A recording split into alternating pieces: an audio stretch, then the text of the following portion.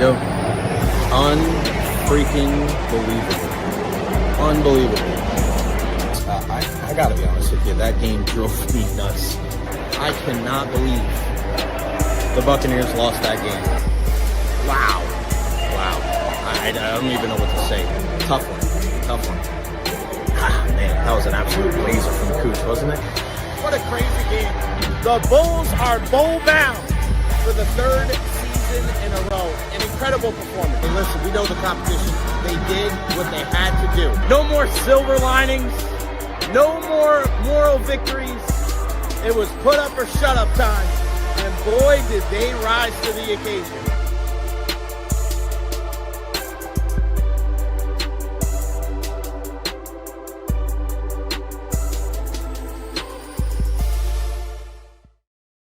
Well, I said I'd come back online if there was big news, and that's exactly what we've gotten. Welcome back to the special edition, the Emergency Podcast Alert, right here on the J Retro Podcast. We are still live here from Benchmark International Arena, and yes, it is official due to a story that we just saw put out by Sports Illustrated that after 14 seasons, Buccaneers linebacker Lavonte David has announced his retirement. And we spoke about it a little while ago. This was a guy that one of the best players, one of the best people in the history of Tampa Bay sports. And I want to read something from our pal Rick Stroud from the Tampa Bay Times. He's the guy that was able to put this out there. And I want to bring this to your attention so you can all see it.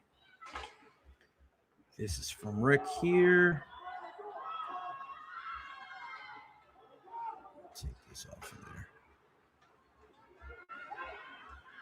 All right.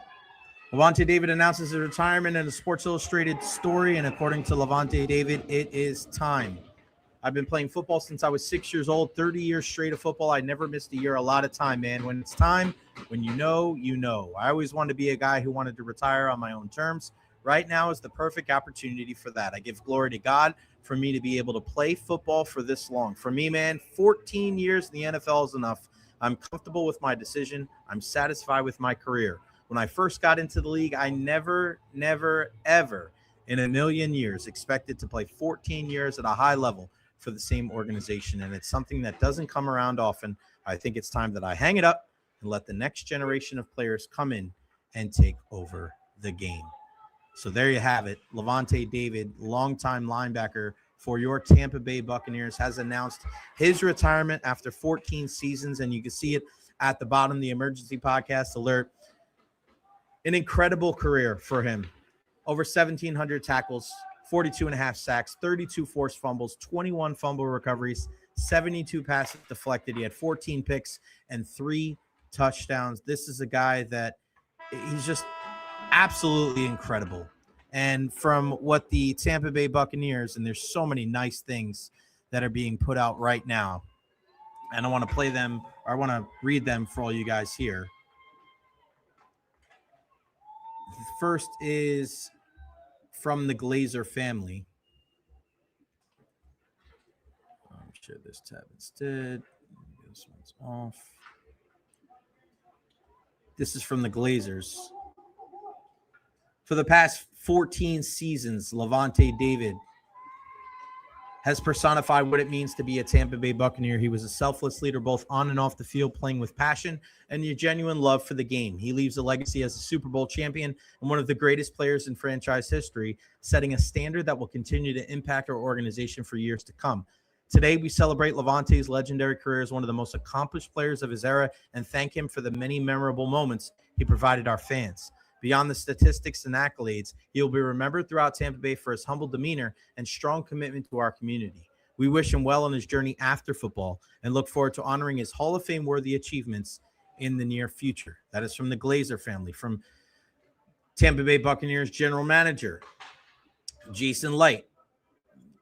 Jason Light says, Lavonte's mark on our franchise could never be overstated. For the entirety of his 14-year career, Lavonte set the standard for professionalism, leadership, and consistency. He embodies everything that it means to be a Tampa Bay Buccaneer, and he is undoubtedly one of the best players to ever put on this uniform. His contributions to our franchise, to his teammates, and to his community will leave an impact far beyond his playing years. And then finally, the head coach of the Tampa Bay Buccaneers, Todd Bowles. Before I came to the Buccaneers, I always had an immense respect for Lavonte as a special football player. Having had the fortune to coach him for the last 7 seasons, I've also experienced the special person and leader he is. He has been the heart and soul of our defense and a Super Bowl champion on the way to being an eventual Hall of Famer. There isn't anyone more respected by his teammates, and that respect extends to his peers and opposing coaches throughout the league. I, as well as everyone in this organization, will miss him tremendously. That is well said from the head coach of the Tampa Bay Buccaneers, Todd Bowles. And again, if you're just joining us after 14 seasons, Lavonte David is retiring, and the press conference is still a couple of minutes away over at the Advent Health Training Center at One Buccaneer Place, and you're seeing so many different people letting everybody know their appreciation for Lavonte David. What an absolutely incredible career that he had. The story up on SI.com. It's a lot on there, but it's really, really good stuff.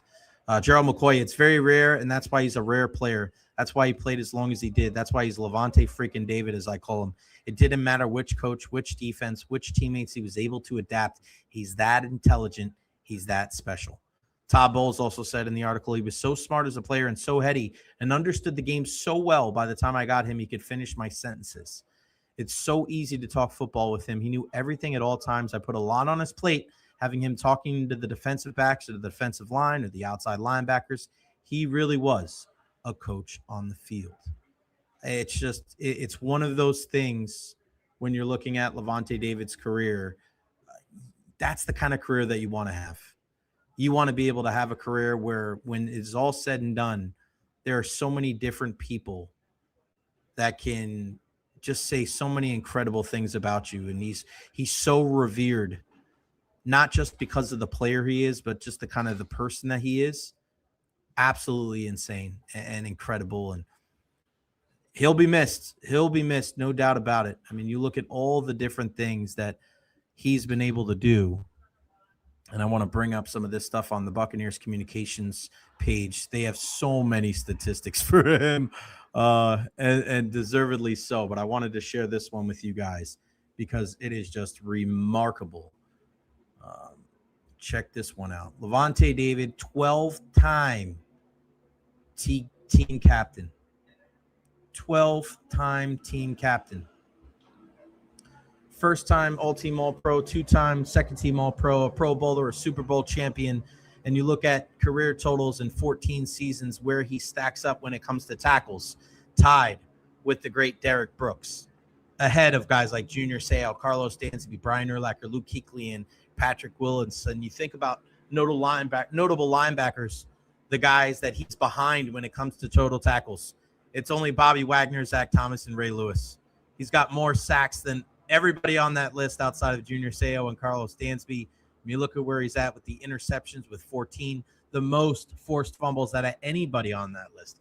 He's the only guy with 30. He's got 33. He's also the only guy with 20. He's got 21 fumble recoveries. One of 2 players since tackles began being tracked in 1994 with 1,500 tackles, 40 sacks, and 10-plus interceptions. He, alongside Hall of Famer Ray Lewis, one of 5 players to record at least 40 sacks and 35-plus takeaways, joining Ray Lewis, Junior Seau, Jason Taylor, and Brian Urlacher. 4 seasons with 100-plus tackles and 15-plus tackles for loss, most in the NFL since tackle for loss data became available in 2008, and leads all front 7 players with 35 takeaways since entering the league. And you look at career tackle leaders, active players as of 2025, he only trails Bobby Wagner. Solo tackles, he was number 1. Tackle for loss, only behind Calais Campbell. Forced fumble leaders as of 2025, only behind TJ Watt and Khalil Mack. Fumble recoveries, he's got 7 more than number 2, which is TJ Watt. And when you look at all-time Buccaneers, forced fumble, 33, 8 more than second place Derek Brooks. And fumble recoveries, 9 more than Rondé Barber with 21. 215 career games played, 3rd most in franchise history, and also started every single one of those games. Think about that. For all 215 games that Lavonte David played in his career, he started in each one of them. Just an incredible ambassador for the Tampa Bay area and the Tampa Bay Buccaneers. He was just incredible, man. Absolutely insane. And we are looking at a new era of Tampa Bay Buccaneer football because now Lavonte David and Mike Evans moving on. Mike Evans with the San Francisco 49ers, Lavonte David with the announcement today that he's retiring. We're still waiting for him. He's going to join everybody. I have the press conference here up to my left, but everybody's there waiting at the Avon Health Training Center at One Buccaneer Place, and there's just so many positive notes that are coming out right now. A Buccaneer for life, and he's going to go down as one of those guys that it's just different. And I've said this before. He is a guy that he's going to be mentioned in the same vein as a Rondé Barber and a Derek Brooks because they played their entire career here. I mean, it's absolutely incredible to be able to play 14 seasons at one place. I can't say enough things about Lavonte David. He's just absolutely incredible. Let me turn this down. I don't need to hear all that. But as we wait for the press conference to underway now from One Buccaneer Place, I want to hear from you guys your thoughts on Lavonte David, questions, comments, concerns about Lavonte. And you kind of saw with Christian Rozeboom being brought in yesterday by the Buccaneers on a one-year deal, the linebacker from the Carolina Panthers, and also having Alex Anzalone signed earlier in the offseason. You kind of knew this was at first, I think, a precaution, but now you got to move on and you got to turn the page. And this linebacker core is going to look tremendously different next year than it did this past season. And you're just going to continue to try to get younger in that spot. You got a couple, 29-year-old and a 31-year-old. So we know that it's a new era for Tampa Bay Buccaneer football. And Lavonte David is a guy that is going to be sorely missed. Again, not just for what he did on the field, but off the field as well. One of the most soft-spoken guys that you're ever going to be able to come across. And man, we already rattled off all of the statistics for him, what he's been able to do for this team. And I like what Gerald McCoy had to say. It didn't matter what team he was on. It didn't matter what defense he was in. This was a guy that was going to play at a high level no matter what. It didn't matter if the team was good. It didn't matter if the team was bad. He was always going to put his best foot forward, and he was always going to be one of the best players on the field. And I got nothing but respect for Lavonte David. And it's, I can't say enough good things about him. It's a new era of football here in Tampa Bay with now Mike Evans and Lavonte David being gone. But this was the type of guy, you think about it. This is the type of guy that the Buccaneers want to draft. Be that man. Be that guy. And they talk about that a lot with the Buccaneers. Lavonte David. Be that man. And there's so many different people talking about that. You can't even look for any other kind of notes on Lavonte David. It's all retirement. Buccaneers, the example. He is the example, the poster child for the Tampa Bay Buccaneers. I am that man. Be that man. I hope we can all be more like Lavonte David, right? Be that man. CJ Hall, I like this, pal. Ending your Hall of Fame career with a season in which you sealed the win with a pick against the eventual Super Bowl champions, not bad. I mean, there's something incredibly poetic about that, and there's something incredibly poetic about his career. I mean, Lavonte David was a guy that you always knew when you went into that locker room after the fact that he was going to be a guy that was going to give you everything he had. It was incredible, and we can kind of sit here, and he's giving his press conference now, so we'll listen. I'll listen right now as you guys listen there. Just want to start off by saying, man, God is amazing. God is amazing. He's starting off with. We can watch this together. To come to this moment, I never thought I'd be in this situation. I never thought I'd be here. Lavonte wearing a red Buccaneers polo. Playing the game of football at 6 years old.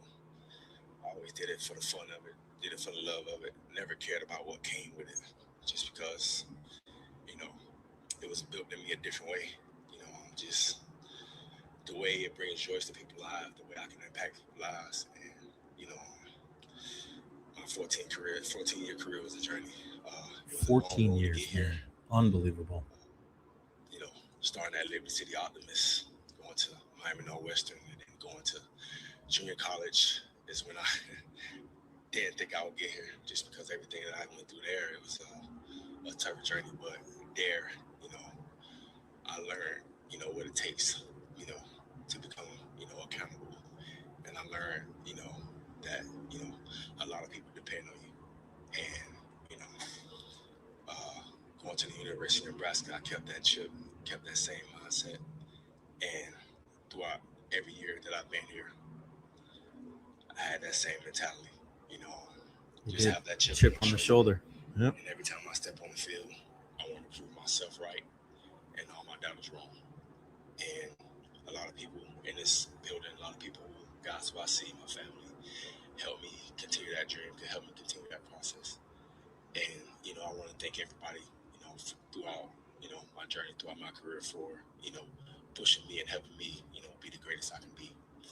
And, man, to play at an organization, for this long. 14 years at one spot is crazy, man. To get all the respect that I have from everybody and, from all my peers and the lives that I touched, throughout my career. Something you can always dream of. I might get a little emotional because it's always how I always get when I talk about my parents. Mm-hmm. Lavonte getting emotional. He's moved to tears now, talking about his parents. I mean, everybody have parents, man, but you understand how much they meant to me.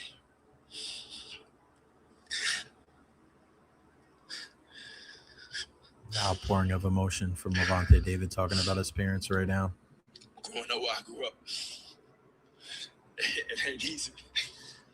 It ain't easy, but they found a way for me. And you don't understand that until you get older, until you have kids of your own. The sacrifices they made for you, the things they did for you. Damn. Lavonte really struggling right now. It's just thinking about my dad, the sacrifices he made. He was never the breadwinner in our family, but for some reason, him and my mom made it work. And their relationship lasted for so long. And when you saw, how they was compatible with each other and how they made our lives easier. And, we had one car. My mom took the car to work. And my dad used to take me to practice on his handlebars, and on a bike. We used to walk sometimes. And, as a kid, you like, dang, man, like, that wall was a far walk. But you realize, like, it's a sacrifice that you got to make to help your sons, your kids' dreams come true. And they did it. And it was a point in my career, when my mom passed away in 2016. I remember when his mom passed away. I didn't care about football no more. I didn't want to play no more. I didn't care for it anymore. I wanted to, just give it up because, honestly, I didn't have a reason no more. I didn't have, I was doing everything I was doing because I wanted to, make all her dreams come true, because she helped me make my dreams come true the day that I got drafted. And, from then on, I was just working to make her life easier, make her life happy. And the day that she passed away, I thought I lost it all. And luckily, I had friends, family. Gerald was one of those guys who, came to my side because he went through that early in his football journey. He, helped me get through it. And then my siblings. Yeah. I'm the youngest of six. The youngest of six. Youngest of six, man. They wow. weren't able to make it today, but my household, the ones who I had in my household, man, I was the youngest. The best. And my oldest brother, Marquise, right here. My other brother, Gerard, right there. And my sister. Oh, man, they made my life so easy. And like I said, man, like, they protected me. And they went all through bad things before it got to me. You know, my oldest brother, he took all the beatings from my daddy before it was my time. Mm-hmm. My sister, she took the chewing out from my mom and dad. And, you know, my brother right here, Gerard, he was more the knucklehead, but, you know, they kind of like took it easy on him a little bit. But by the time they got to me, they was old and tired, so I was okay. But, man, it was just an incredible moment just growing up in a house of people who just support you and who love you and genuinely wants to see you. Takes a village, man. And, you know, every big moment. That's why I always have them here with me because, you know, they was with me every step of the way. And, you know, my little league coaches, all those guys, my high school coaches, my college coaches, you know, everybody who played a huge part in my career, man. I just want to salute you, and I want to take my hat off to you guys and let them know that I love them dearly. And, you know, Coach B and Coach Bowles, it was another point in my career where, you know, it was a coaching change coming. And, you know, I thought it might be, you know, change of the guard, you know, clean house situation. But Jason, those guys reached out to me. That was big. Told me, like, nah, man, we want you to be a part of this, and this is going to turn around, and we're going to basically do it for you. And when they said that, I'm like, hey, for me, man, y'all want me to be a part of this? I'm like, oh, no, you know, it's a whole new scheme. You know, Coach Bowles coming with a 3-4 system. I never played in a 4-3 my whole career. I don't know how to adjust to that. And they told me, you know, you're going to have fun. Trust me, you're going to love it. And I just remember telling Bowles the first meeting, yeah, this is what I like to do right here. I appreciate that. I think I'm going to have fun with this. And I told him, man, you know, those guys, like, help me have church with guys, and you guys brought joy to me every time I stepped on the field. To be able to live up to not only, it was, that was crazy, but that's a story for another time. But, you know, I thank those guys too, man. Mark Dominic, Greg Schiano, and obviously showing love to the past coaching GM regimes. And I thank you guys big time for that. And it's greatly appreciated. My family appreciates you guys. And, you know, like I always say, man, it comes from the bottom of my heart. I can't thank you guys enough. What a great guy. And, you know, with all that being said, my 14-year career has come to an end. And I feel it's time to, you know, move on and, you know, find a different path in life. Yes, sir. Mainly being a dad to that amazing little girl over there.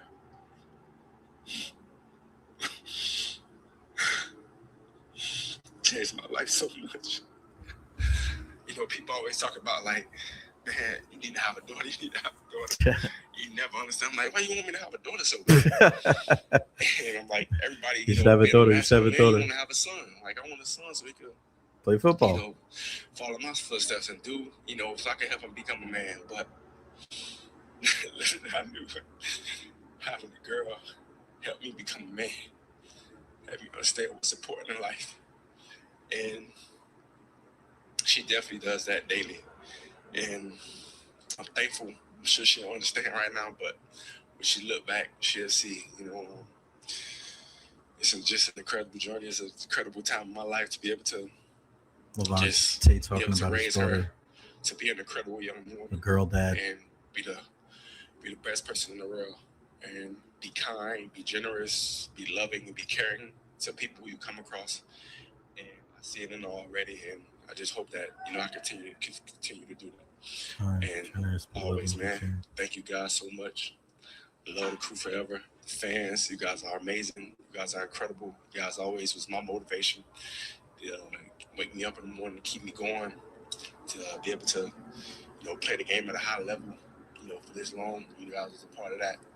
And I thank you guys dearly for that too as well. And, you know, trust me, this thing around here will continue to get better, continue to get greater. And, you know, end of the day, I will always be a Buccaneer. As always, it's Bucks for life.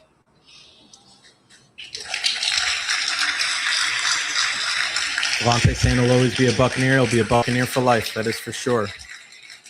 He's still very emotional. Thank you, Lavonte. We're going to go ahead and open it up to questions now. Media, please raise your hands and a microphone will be extended. First one's got to be Rick Stroud now. First question. Lavonte, JP Peterson, Fan Stream Oh, Sports. Tampa Bay. jeez. Here we go. Never Congratulations on mind. an amazing career. How important making it to the Hall of Fame? We're not going to talk about that. All right. So Lavonte taking questions from the media now. Obviously very emotional, discussing all of the different things. And, when you look at Lavonte's career, it's a very unique one because he was on such a bad team for a while there, and it was ugly. And it was not, talk about being proud to be a Tampa Bay fan. That was not the case with the Buccaneers for a very long time. It really wasn't. And he stuck with it. And he mentioned there in his press conference the decision to stay when there was the regime turnover and Bruce Arians came in with Todd Bowles, and they switched from a 4-3 defense to a 3-4 defense. And, what was he going to be part of that crew going forward? And that he definitely was. And, he stayed, and it was just absolutely incredible. Your last game was vintage. It was vintage Lavonte David. I know you battled a knee injury last year, and you went through a lot of pain. Obviously, we know that he wasn't 100%. Scott Reynolds asking him the question here now. With the takeaway, which is the calling card of your career, and to have that type of game, tying Derek Brooks for the all-time franchise tackle record. What is your reflection on that game? It was a fun game to be a part of. Just was at stake. The tackle record that was in the back of my mind. I think when you look at Lavonte, and LaVintage with Scott Reynolds was great. LaVintage, a beautiful thing. It's a pretty emotional day here in the Tampa Bay area because it really is kind of the end of an era. You never want to see these guys leave, and it's almost like a generational turn the page type of thing. And I was having this conversation today about Steven, with somebody about Steven Stamkos, and it's kind of hard to believe that 2 years ago, right? If I would have told you that Steven Stamkos, Mike Evans, and Lavonte David would no longer be playing for Tampa Bay, it'd be pretty sad. It would definitely be pretty sad. We knew it was kind of getting to the end of the road when it came to Lavonte and Mike Evans, but now we're in that situation where we know with Lavonte, he's just such a great guy. I talked to you that night and certainly knew that this was on your mind and a possibility then, but just want to ask you how tough a decision this was for you. Greg Allman asked him the question about how tough the decision was. And gave you the piece. This is the right time to step away. Yeah, it was a screaming tough. Obviously, I was going back and forth with it for a very long time. But luckily, I have nobody in my account that kind of pressure me into make decisions. For both sides, family and the organization, gave me a little time to just think things through and just figure out what I want to do. What I think that's another thing too. When you're talking about this whole situation with Lavonte, is he did a really good job towards the back end of his career of kind of just taking his time and making the right decision and not being overly dramatic or overly emotional about the decision, knowing how big it was and knowing how much weight that it held. He is going to go down as one of the greatest Buccaneers of all time. And again, to be the person that people he embodies what a Buccaneer is, right? He's just a guy that nobody's ever going to wear 54 ever again. And he's just one of those people that you've never heard anybody say an ill word about. Lavonte David, and one of the most truly special and respected men in the history of Tampa Bay sports. You're going to talk about him in the same vein of the Leroy Selmans and Derek Brooks. And he's just absolutely incredible human being. And again, I go back to the, being there, being there and during some of these tough days and guys we were talking about this earlier, going into these locker rooms after the teams lose. It's tough. It is tough. It is awkward. It's like walking into a funeral and you don't want to say the wrong thing. You don't want to be perceived like you're smiling or happy. And it was a lot. It's a lot to go into those locker rooms, and it's eerie. It's eerie and it's not comfortable. And some people should say, oh, it's not a big deal and blah, blah, blah. It's not about it being a big deal to you because it's a big deal to them. And every single time after a tough loss, after a string of losses, after a losing streak, Lavonte would be there in front of his locker. And, he wasn't the guy that was like welcoming the media because it's just not his thing, but he was the guy that would answer. And even if it was just sitting down, even if it was kind of like with his back to everybody, like he always answered the question. He always answered the bell. And it says a lot. It says a lot about the character that he has. And we've heard that from a lot of different athletes. And you see it, right? When people like shy away and they don't want to talk after losses. Like it takes something special to be one of those players that speaks after a loss. And when you're a leader, when you wear the C on your chest, like you're expected to do that. And Lavonte always was the guy that stood up and answered some of those questions. And it's not easy.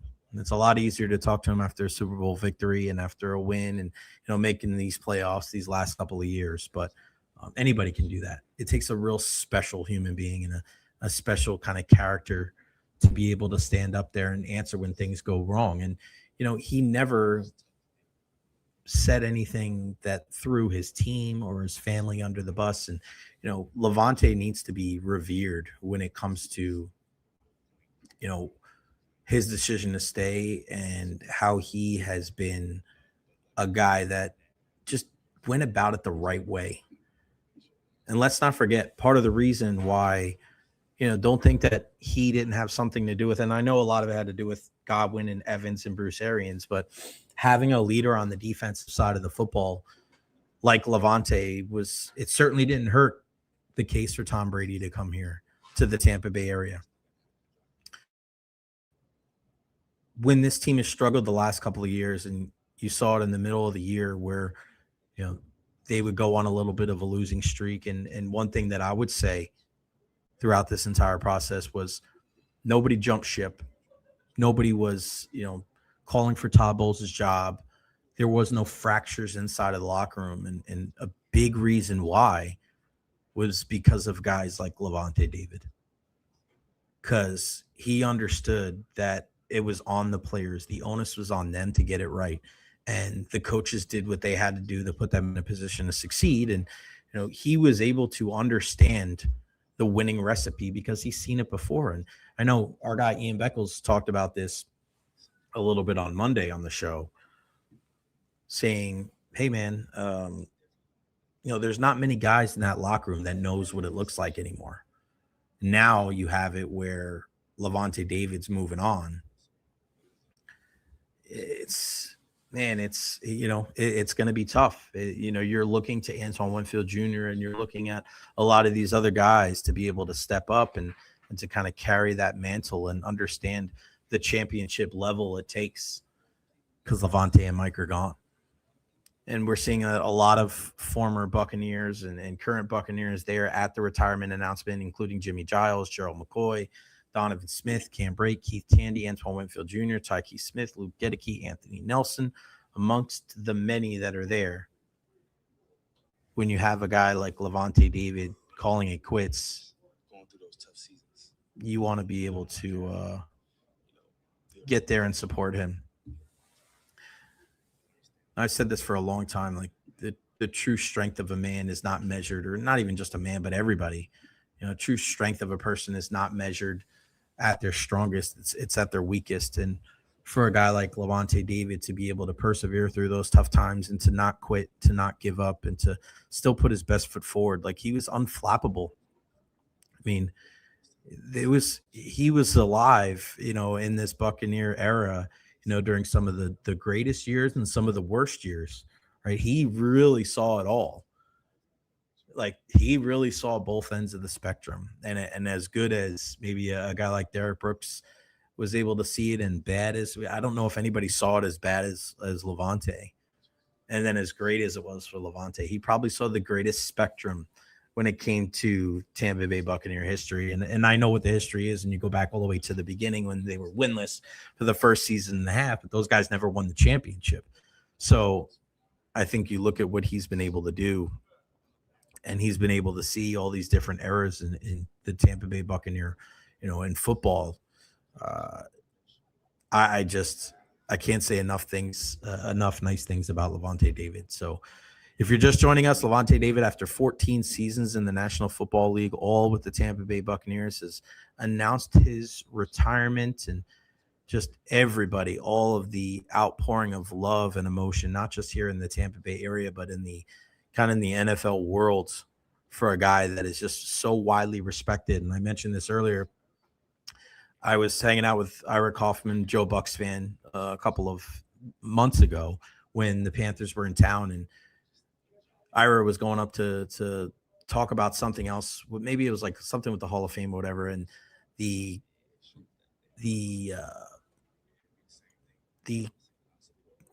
topic, that's the word I was looking for. The topic of Lavonte David came up, and I just remembered watching Luke Kuechly kind of grab Ira Kaufman, and he just was just gushing about Lavonte David and saying that he's a Hall of Famer and how great he was. And that's the ultimate like sign of respect. It's one thing if you get it from the writers, it's one thing if you get it from other kind of media, and the fans are going to love you, no doubt. But when you get it from your peers, and when you get it from peers at the highest level, when you look at Luke Kuechly, for my money, one of the best linebackers I've ever seen in my 4+ decades on this earth, for him to just be so effervescent in his praise for Lavonte David, like, it means something. It's not always the message. Sometimes the messenger is more important. And that's what you saw, with Luke Kuechly on that night up there in the press box as he was talking to our guy Ira Kaufman from Joe Bucks fan. It's just a great career. And, I say this a lot when we talk about impact. I mentioned this, talking about Jackie Robinson, and I talk about this with a guy like Amir Abdur-Rahim. You can only hope that the impact that you have on the people around you and the community that you lived in, and the team that you represented, like that, when people look back on your time, that they look back on it with reverence, and they look back on it as like, man, he really did everything he could. He always put his best foot forward, and he left this place better than when he found it. And there's no doubt in my mind that number 54, from the first day he stepped on that field at Raymond James Stadium to the last day, he gave it all he had. He gave it all he had, and he made it you proud to be a Tampa Bay Buccaneer fan. Like, he was, again, it's going to be weird next year for a guy like myself that's covered Tampa Bay sports the last decade plus, almost 12 years now, to have a Buccaneers team without 13 and 54 in that locker room. It's going to be very strange, because when you walk into that locker room and you look right to your right, Lavonte was there every single time. When you go a little farther down past the quarterbacks to the right, the wide receiver, Mike Evans was always there. And now they won't be. And it's a new era for Tampa Bay Buccaneer football. And this is also an interesting thing, going back to the Todd Bowles conversation for many years. We're looking at where, people were talking about moving on from Todd Bowles. And this had something to do with why I was thinking that the Glazers were going to make a move, because you almost at some point want to be able to kind of rip the Band-Aid off a little bit and just kind of go like, all right, we got to have a complete shift in direction. Now, you're not going to get rid of everybody, right? But with that being said, Lavonte's moving on, Mike Evans, Lavonte had a chance of retiring and Mike had a chance of moving on. You wonder if the Glazers had another opportunity to kind of just push the reset button on this entire thing, would they have done it? Now, with that being said, you still have Baker and you still have Tristan Wirfs. You still have your whole offensive line, right? You still have Kalijah and Vita, and you still have Antoine Winfield Jr., Ty Key and Zion and those guys. But 2026 is going to be a completely new year. This is a new phase for the Tampa Bay Buccaneers. I said this about the Kansas City Chiefs, and it looks like Travis Kelce is going to stay on a 3-year deal.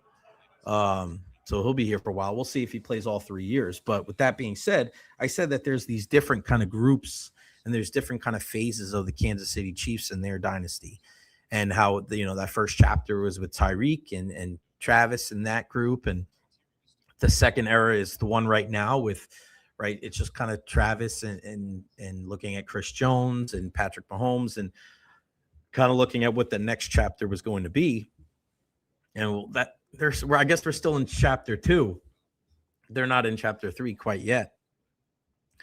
But for the Buccaneers, this chapter for the last 14 years or so was centered around Lavonte David and Mike Evans.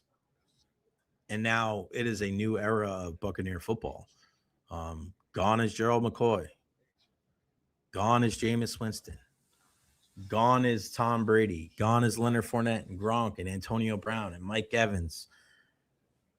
Gone is, again, Gerald McCoy, Lavonte David, Jason Pierre-Paul. Like, you moved on from Carlton Davis and Jamel Dean. And, like, it's a completely different ball of wax now going into the 2026 season. And Buccaneer fans, it's, again, as much as you love the Anzalone signings and as much as you love the Christian Rosaboom and Ashawn Robinson, providing some of that snarl on the defensive line, yeah, that's going to be fantastic. But it's just going to be weird without Lavonte David. It's going to be strange not having him in there. There's a calming presence that certain people have in sports. And we always talk about the necessity of having guys that are even keel, that don't get too high, that don't get too low. We speak about that with John Cooper and Kevin Cash and even Todd Bowles.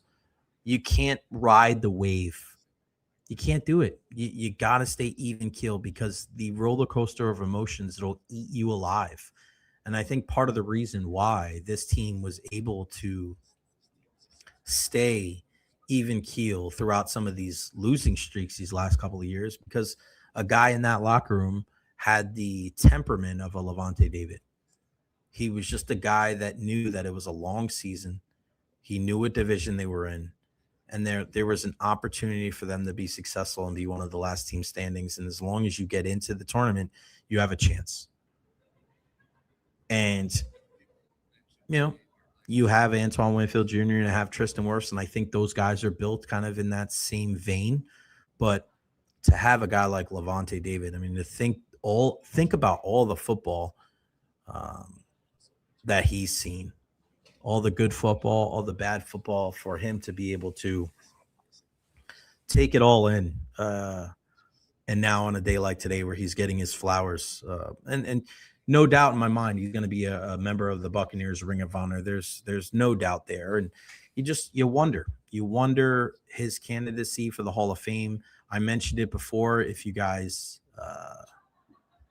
are just joining us, like, usually the big thing is 3 and 5. It's 3 and 5. If you can get 3 All-Pros and 5 Pro Bowls, that's kind of the underbelly. That's kind of the foundation. And that's kind of what a guy like Rondé Barber had. And we know how long it took for him to get in. Now, with Lavonte, it was 1 first team, 2 second teams, and 1 Pro Bowl. And I know that could be unfair, and I know it could be judged as a popularity contest. And, I've always said this: if the Buccaneers won this Super Bowl with Tom Brady early on in Lavonte David's career, we wouldn't even be having this conversation, whether he's a Hall of Famer or not, because he would have gotten those, recognitions nationally. He would have gotten those accolades, and people would have given him the respect that he earned. Nobody deserves it. You earn that type of thing. And that's exactly what Lavonte David did. For many, many years, everybody was talking about Bobby Wagner and Luke Kuechly and how good they were. And, can't take anything away from them. Luke Kuechly, now a Hall of Famer. Bobby Wagner will be one day. But when you look at the numbers don't lie. And Lavonte David was one of the best linebackers of his generation. And the ability for him to be able to put up those numbers on bad teams says a lot. And don't tell me that he wasn't, that he didn't do enough. He did everything. When you look at his total numbers, the way that when you have to put them all together is very similar to Rondé Barber. Like, that just shows that you're not a one-trick pony.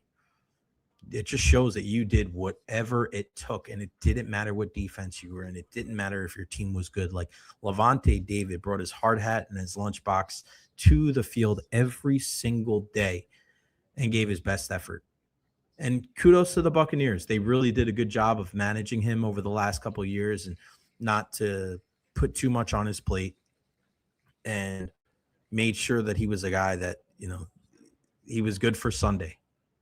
The practice wasn't the most important thing for him. And now it's wrapping up, and Lavonte looks like he's going to, then that's going to be it for the Lavonte David press conference. Just sad, man. Just rough go. Welcome in, everybody. If you were watching the Lavonte David press conference, to be able to see him and the emotion on his face.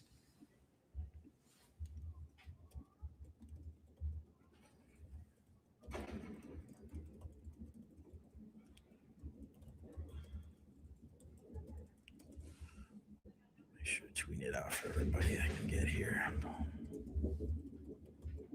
He deserves it. And a lot of times I would wait to go live, and there's certain players that you want to be able to sit here and talk about, you want to be able to show respect to, and Lavonte David is just one of those guys. Again, after 14 seasons, announcing his retirement from the Tampa Bay Buccaneers, and Sports Illustrated putting it out. I again just can't say enough nice things about him, and I want to read again the announcement from him. It's time, Lavonte says. I've been playing football since I was 6 years old, 30 years straight of football. I never missed a year. A lot of time, man. When it's time, when you know, I always wanted to be a guy who wanted to retire on my own terms. Right now is the perfect opportunity for that. I give glory to God for me to be able to play football for this long. For me, man, 14 years is enough. I'm comfortable with my decision. I'm satisfied with my career.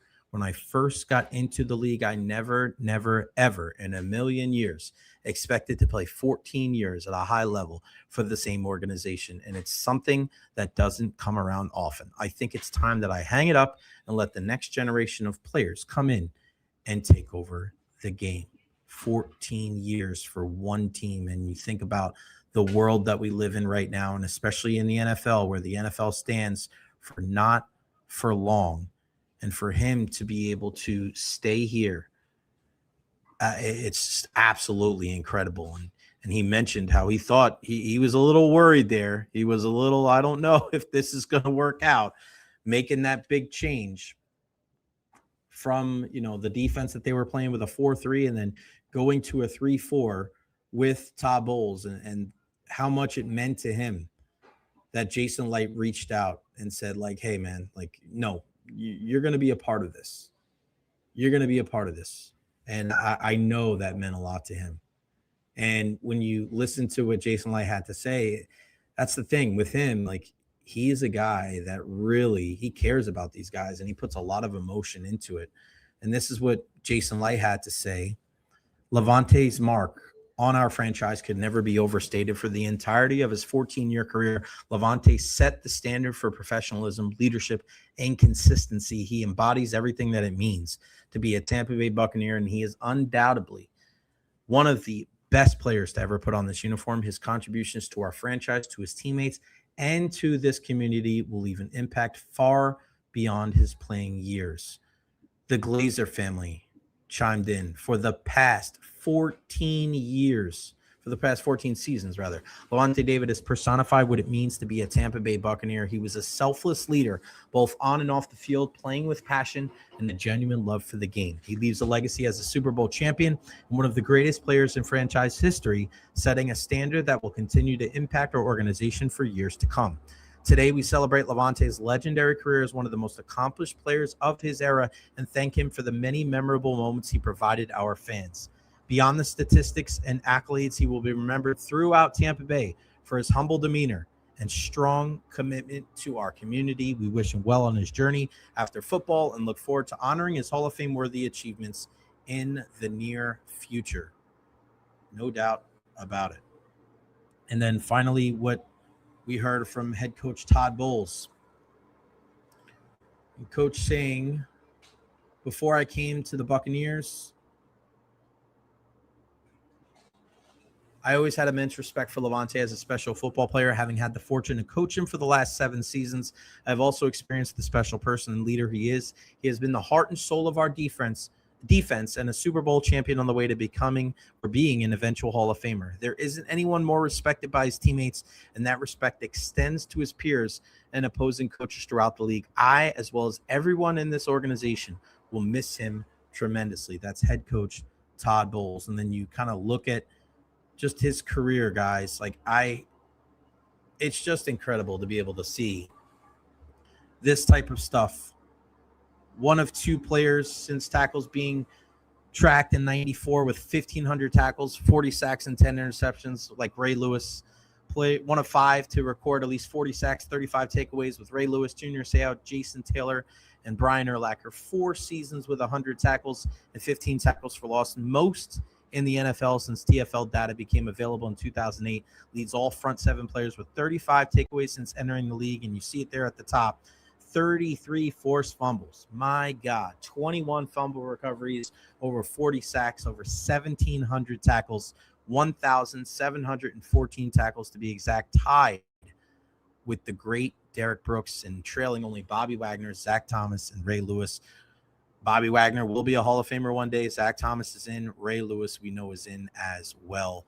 A lock for the Ring of Honor for the Tampa Bay Buccaneers. And hopefully, it catches some steam and some momentum that we do see Lavonte David as a guy that is, a Hall of Famer one day. I really hope so. I hope this is a guy that, and I don't mind that. And I know a lot of people out there don't either. And there was a discussion about a guy like CeCe Sabathia making it to the Hall of Fame without having 300 wins, and how the way that these players are perceived is going to have to change because of the numbers, and it's not going to be the same. And the game's changed over the years, and it's not going to be the 3,000 hits and the 500 home runs and the 300 wins in baseball and in football. Maybe you get guys that aren't playing as long because we know how tough the NFL is, and do you adjust for how long the seasons are? But whether he's a Hall of Fame player or not, I mean, Lavonte David had a career that he can just be so freaking proud of. And Nathan Elliott, a big-time Buccaneer fan, Lavonte David, an awesome and heart-filled press conference of class and professionalism. I need everybody out there, please kill that like button, whether you're watching on Facebook, on YouTube, or Twitter/X. Please kill that like button right now. Share this on your social media platforms. And if you have any questions, comments, feel free to put them there at the bottom. And I hear you, King. Talk about the worst offseason imaginable. My God. Again, this is more of, I think, of an emotional type of thing and a leadership void that you're going to have to fill rather than the player, because we know that Lavonte the last couple of years, it hasn't been the same. He hasn't been the same guy, which is fine. But you have to question, right? I mean, you're bringing it up. Kept Bowles, Mike left, Lavonte retired. Who on earth is showing up to these games? There's going to have to be a lot over these next couple of months that are going to give fans hope. I mean, you're going to put a lot of, what are you doing as a Buccaneer organization selling this to the fans now? You're putting a lot of stock into Baker Mayfield and whoever your first-round pick is going to be. And you're hoping that Emeka Egbuka and Chris Godwin and these guys can take a big step forward and Bucky Irvin can stay healthy. There's a lot that goes into this going into the 2026 season. It's a new age for the Tampa Bay Buccaneers. It's a new era of Bucs football. This is going to be the first time in a long time that, you're not going to see 54-13 out there for the Buccaneers. It's going to be strange, and that's part of life. I get it. I just remember as a kid growing up in New York and thinking that Derek Jeter was going to be the shortstop forever, and it doesn't happen, right? It's crazy, man. This is the part of sports that sucks, and a lot of people out there. I mean, it just shows too that you're getting older, right? I know that sucks too, but it shows that you're getting older because you can remember when you bring in a guy like Lavonte David, and now you're seeing him retire. And, another guy, I feel like that with LeBron. I remember when LeBron came in and you're like, is this dude going to live up to the hype? And not only has he lived up to the hype, but he's far exceeded it. And I think when you look at Lavonte David, he's a guy that exceeded any type of expectation that the Buccaneers had for him. I think he's exceeded probably more than any player in Tampa Bay Buccaneer history. I mean, you talk about the exceeding expectations, just absolutely incredible. And, to be loved, be kind, be generous, be loving, be caring. I can't, that kind of thing is always going to stick with me with Lavonte David. He was that guy. He was that guy. And one of the greatest Buccaneers of all time, the greatest Buccaneer outside of the guys that won that first Super Bowl. Maybe not. Not better than Leroy Selman. Let's get that right. Because Leroy's definitely Defensive Player of the Year. We got to give him his due right there. But, I mean, it's tough. It's a sad day for the Tampa Bay Buccaneers and their fans in the city of Tampa Bay. You don't want to lose guys like this, guys that are pillars of your community. And we've lost one with Steven Stamkos. We've lost another one with Mike Evans. And we lost Lavonte David. And it's kind of the new era now of Tampa Bay sports. We still got Cooch and Vazzy and Point and Hetty and guys like that, but just we're only a couple of years away, you would think, from those guys, right? I mean, it's going to be crazy one day when we're looking at, we said this with the Rays, like when you didn't see Longo and you don't see Kiermaier and those guys, and now we're at a point with the Buccaneers where you're not going to see Lavonte David and Mike Evans, and eventually, with the Lightning, you're not going to see Victor Hedman, and you won't see Cooch, and you won't see Vazzy and Pointer and guys like that. Stammer's moved on. Evans has moved on, and Lavonte David is now retired after 14 seasons with the Tampa Bay Buccaneers. Legendary linebacker for the Tampa Bay Bucs. Lavonte David announces his retirement today over at the Advent Health Training Center at One Buccaneer Place. It's sad, man. It's sad. You knew it was coming, not much of a surprise, but it is what it is, and we are here at Benchmark International Arena as the guys and gals get ready for the big game tonight between the Lightning and the Minnesota Wild. And I wanted to stay up here in the suite just in case this was a possibility of happening, and this is exactly what did happen. As Lavonte announces retirement, you see so many people, and no, I cannot forget Gene Deckerhoff, but Gene announces retirement at the beginning. So I gave Gene all of his flowers at the beginning of the offseason. It is not going to be the same without Gene. You're right. And still, we were waiting to hear who's going to take over for Gene Deckerhoff. We still haven't heard that. I really hope, really hope that they strongly consider TJ Reeves. He's a guy he's just a true professional and a guy that I can't say enough nice things for TJ, and he's been able to fill in for Gene, this past year when Gene wasn't feeling all that well, and he's just such a wealth of knowledge, and we've had him on the program before, and I just really, you want to see teams promote from within, and it's just good. It's good. You want to be able to reward the efforts of these people, and that, this is the job that TJ was like. It's not easy to replace a legend, no doubt.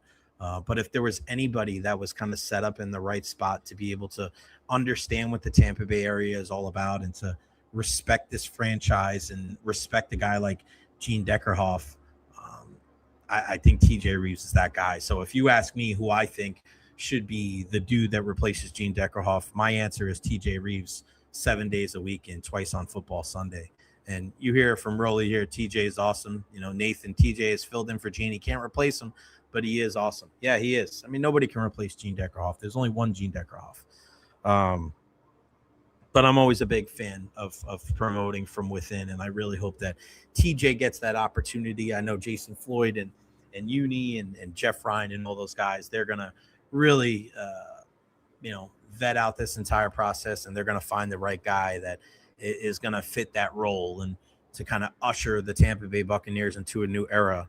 And I'm excited, and I really do. Not that my opinion matters, but if anybody asks me, I'm definitely going to tout TJ Reeves for the role. That would be really cool.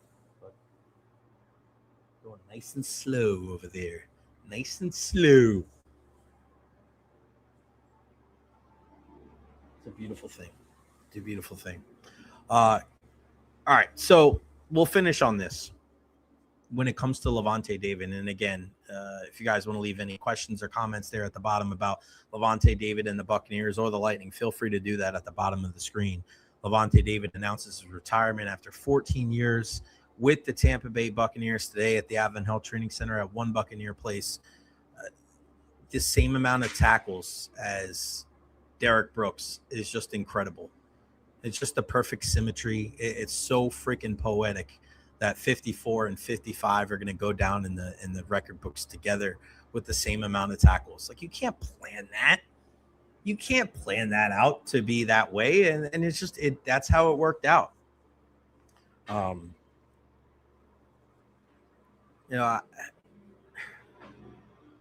Lavonte, one of the greatest Buccaneers of all time. And just the way that he treated everybody with respect, and the way I am that man, right? That's the Buccaneers. They put so much precedence on the type of people that they've brought into the organization the last couple of years. Jason Light speaks about that all the time, about how he takes people off of his draft board because of character concerns. And I do push back on that a little bit, because I do think you need some flies in the ointment. I do think you need some guys that are apple cart a little bit, because you need different personalities.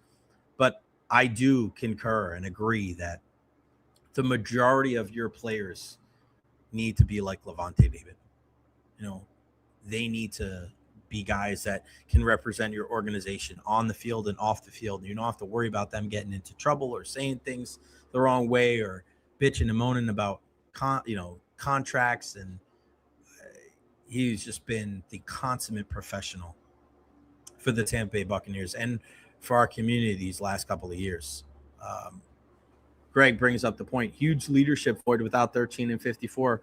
Who steps up? I think on the defensive side of the ball, it's going to be Antoine Winfield Jr. It's going to have to be Vita Vea, who's going to be one of the longer tenured Buccaneers on the team. You're going to need Kalijah Kancey to be able to step up. Yaya Diaby's been, making a lot of noise in the offseason. And, he really needs to be a guy that just becomes one of the better pass rushers in the league. Younger guys as well. I mean, Zion's going to have to be able, he's not a big rah-rah guy, but he's going to have to lead by example. You think about Tyke Smith as well. And we'll see. We'll see what happens with the Benjamin Morrison and the Jacob Parrishes of the world. But I look at the two guys, and I think the most important two to step up on the defensive side of the ball are going to be Antoine Winfield Jr. and Vita Vea. And you need Vita Vea to be a guy that is not just going to show up one week and then disappear for the next couple. He can't just, swallow up double teams. He's got to be able to get to the passer. He's got to be able to be strong against the run. Vita Vea has to finish his career strong, no doubt about it. And Antoine Winfield Jr., this is a guy who has the possibility and has the capability of being one of the better safeties in football. And I don't really think we've seen that the last couple of years. It's hard when you set the bar that high as a young player, but when you're talking about a guy that could possibly be Defensive Player of the Year, and then he's not even making Pro Bowls and not getting voted for All Pros, and that's a problem. He's still pretty young. He's a guy that's going to have to step up. Offensively, it's Baker Mayfield, Tristan Wirfs. It's Chris Godwin. I look at those three guys right there. Baker, obviously, because he's the quarterback. Chris Godwin, because he's kind of the heir apparent when it comes to wide receiver one. And Tristan Wirfs, because he's arguably the best player on your team, offense and defense. So there are guys there. And I think they'll be in a decent spot when it comes to filling those leadership voids. And we brought that up when Tom Brady retired. Who was going to step up? Mike Evans and Lavonte David did. Now you're going to look to some of these guys that, there's not many left from that Super Bowl team. But you're going to look for some of those guys to be able to step up in the absence of these long, tenured Buccaneers players and to fill that leadership void. But the only way that you can lead is from the front. And the only way that you can lead is if you're on the field. You can't do that if you're injured. You can't do that if you're banged up, and you can't do it if you're not playing well. Ian says this a lot. When you talk about leaders and rah-rah guys, you can't be a guy that's all rah-rah and telling people what to do. And then when you put the tape on Monday morning, you're one of the biggest culprits on what's going wrong. So you got to be able to lead from the front. It's got to be an effort thing. It's got to be a results thing. I'm very curious to see what the identity of the Tampa Bay Buccaneers is going to be for the 2026 season. I don't know what it is, but I know it's going to be different than what we've seen the last couple of years. And I think you could argue that this team really struggled to identify an identity there in 2025. We saw early success. Baker was an MVP favorite. We get that. But after that, when the team struggled and they dealt with some injuries, they kind of just fizzled out and they didn't get any better. Baker's going to have to be good when he's not 100%. When Baker's not running people over and lowering his shoulder, he is going to have to be a guy that is going to have to persevere through some of that stuff and still play at a high level. We saw when he had that shoulder injury on the left side with the Cleveland Browns, the difference in what was wrong, right? And how things didn't go well and they moved on from him. Even though he was battling his ass off in the year before, he led them to a playoff victory. I mean, Baker is a guy that it's a real kind of show me season for 6. Because now it's your team. Now it really is Baker's team. And he cannot sit here and you're not worried about force feeding Mike and you're not waiting for Lavonte David. Like, this is on Baker. And Baker's going to have to prove to people that he was, that he's the guy that we saw in the first 6 weeks of the season rather than the back half. Greg saying, imagine if Devin White could have turned out better. He could have been the heir apparent. He could have been.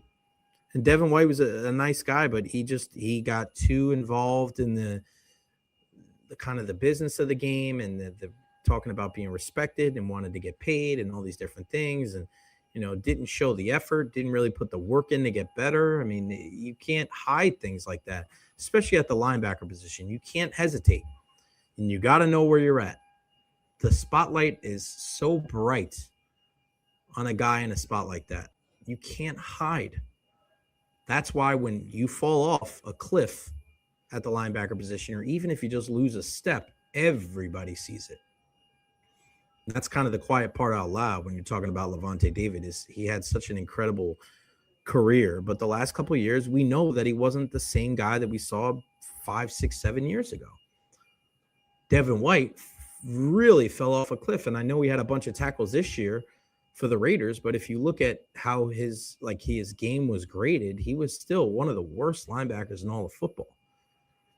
There's a lot that goes into being a productive player for more than a decade. And you look at Lavonte, he left no stone unturned. He was a guy that was good regardless if the team was good and regardless of what the defense was. And I think it just speaks to how open-minded and how just incredible he was, how good of a player he was. And I know he won't be soon forgotten here in the Tampa Bay area. And listen, sometimes it takes a while to fill that spot and to be able to get another linebacker. And hopefully they do a good job of picking somebody up in the draft, or they can get some good years from Alex Anzalone or Christian Rosaboom. But as of right now, those guys seem like kind of bridge answers, stopgaps, until you can find a guy that you can kind of get behind and that could be one of your dudes for many, many years. I don't know what all this sound. Can you guys hear all that sound behind me? There's like a horn back there, and there's like a wing, wing, wing. Imagine if Kendall Beckwith didn't get hurt. Wow, that's a name I haven't heard in a while. Nate Elliott, hard to play at Pro Bowl levels when the players around you, S-U-C-K. I mean, that's the great thing about Lavonte, though. The great thing about Lavonte is it didn't matter. It didn't matter who was around him. And for people that want to say the things about Gerald McCoy and somebody, they need this guy and need that guy and need that guy. Lavonte David didn't need any of that stuff to play at a high level. He was a guy that just went out there and did his job. And it's kind of ironic that what Lavonte David said in his final press conference, and when he was talking about some of the, what Lavonte said about what he was teaching his daughter, to be kind, to be generous, to be loving, to be caring to all the people that you come across. Like, that was Lavonte David. He was here for 14 seasons. I didn't hear one person say a cross word about Lavonte David. Do you know what it's like to be in a locker room after you lose time and time and time again? Lavonte David does. He knows both ends of the spectrum.